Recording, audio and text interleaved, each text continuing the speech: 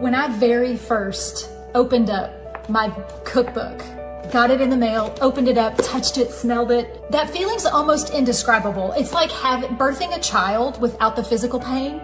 You go through all this hard work and then you just see it and hold it for the first time and it brings you the most joy. That's the only way I know how to describe it. You know, I had a goal when I very first started my business to write a cookbook. It was a pipe dream. And I said, okay, in 5 years, I want to write a cookbook.